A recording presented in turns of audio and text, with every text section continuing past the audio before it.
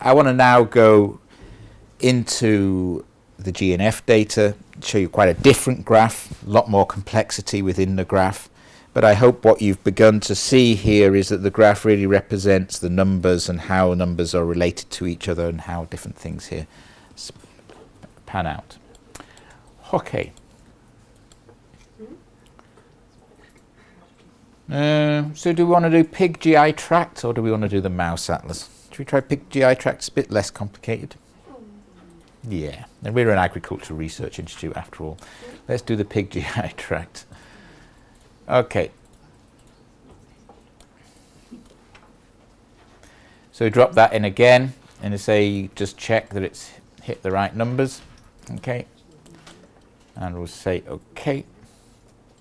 And again, this is a filtered data set. I want to just, again, it's a bit more complicated than a time course, but not as complicated as a full atlas. So what this is actually is I think, how many different regions? Probably about 16 different regions of the pig. So we made this pig atlas some time ago. The full data set for that is within that folder. Basically, this was a bit like the mouse atlas, but with pigs. So argument, pigs are a bit more like humans than mice are. And actually, you can do things with pigs you can't do with mice. So basically, we a whole bunch of us went into the house and slaughterhouse and pulled in lots of pig tissues. And I think it was something like 70 different regions in the full atlas. Okay, this is just only. I used to study the gastrointestinal tract, so I was quite interested in that. This is about 16 or 17 regions from the tongue through to the colon. Okay. So it's running the layout algorithm.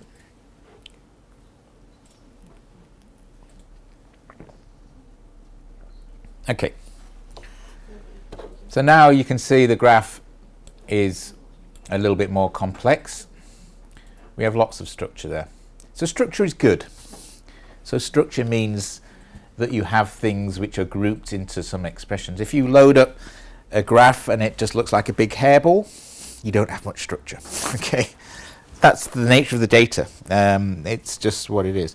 Now obviously we don't know whether this is good structure or bad structure, but you can see there's quite a lot of complexity in that graph.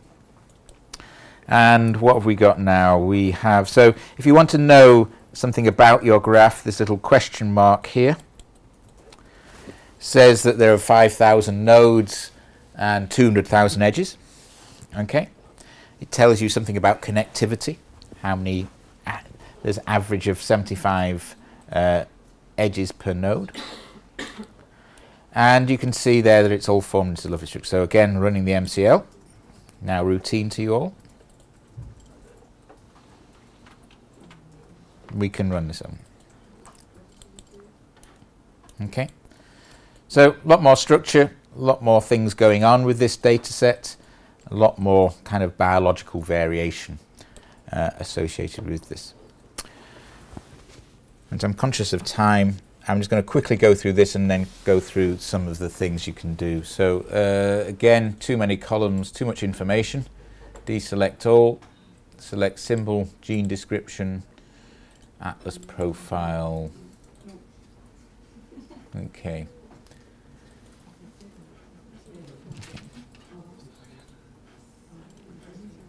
So GI clusters, call it the GI clusters instead.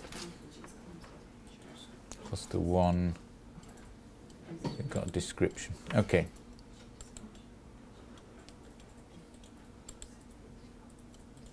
So this is a kind of an idea of an annotated subset. Okay, so I've already taken this data. So when you've got this data here, then the first thing that you have is this big graph. You have to go through it, check what is interesting, check you believe it, check it's relevant, you know, what is this, is it biological, technical, you get the graph, you have to work it out. But ultimately what you're going to do, to really understand this data, you need to sort of take it a bit more slowly. So the quick answer to any given data set takes you 20 minutes. Is there structure? Does it make sense? Do I see things that I'm not familiar with? When you get to the point when you get to this level, what I've done with this cluster is I've added annotation to it. So it's cluster 1 of this data set, okay? It's the biggest cluster. So cluster 1 is always the biggest cluster of genes. That I've called it the ileum jejunum. So that's the ileum, that's the jejunum. It's full of immune genes. So just going down here, we get past the ones which are unannotated.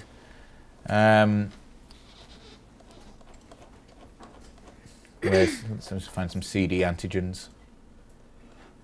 So CD19, CD22, CD40, CD72. So that's a B cell signature, if ever I've seen one. But there's also other things going on here, and you'll also see that very familiar signature that we looked at just now, which is the cell cycle signature. Okay?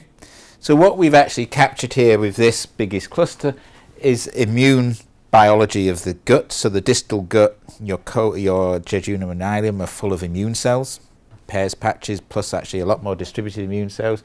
And the other thing about that is they're proliferating like hell. Okay, so even though the rest of the gut, the epithelium of the gut, is actually proliferating, nothing is proliferating as crazily as the immune system. So what we've actually captured here is 2 signatures, one of which is actually a cell-specific signature associated with B cells and I think T cells. But also we've captured the cell cycle, which is something which is going on crazily. So what is going on in those 2 samples? We also noticed that only one of the jejunal samples is very strong. There's a lot of discrepancy between our 2 replicates here. Having selected this tissue, it's very hard to get 50 foot of pig gut and work out where you are. So it's possible that in the jejunal sample, or one of them, I collected ileum, or vice versa. Okay? So the replicates here are not great, but the overall signature is very nice. So this is a signature here, very strong in tongue, one of the esophagus samples and the lower esophagus. Again, you go through these and it's pure stratified epithelium.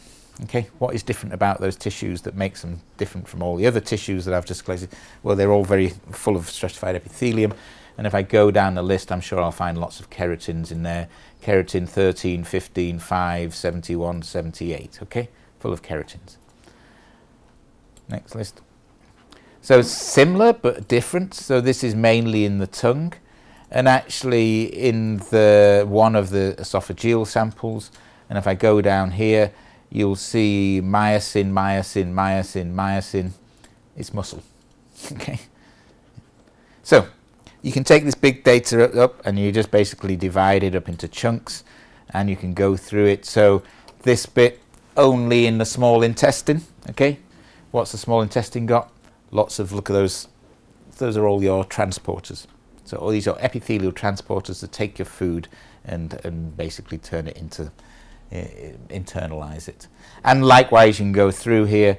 And so what you have to do with this data is, first of all, you get the clustering, and then it's worth sitting down and working out what you think any given cluster is. If you're doing this kind of relatively complex biology, the only way you can do that is to begin to take it out and do it. So in the last few minutes that we've got, I want to show you how you export things, how you begin to sort of take this data from a nice view to understanding it to doing something else with it.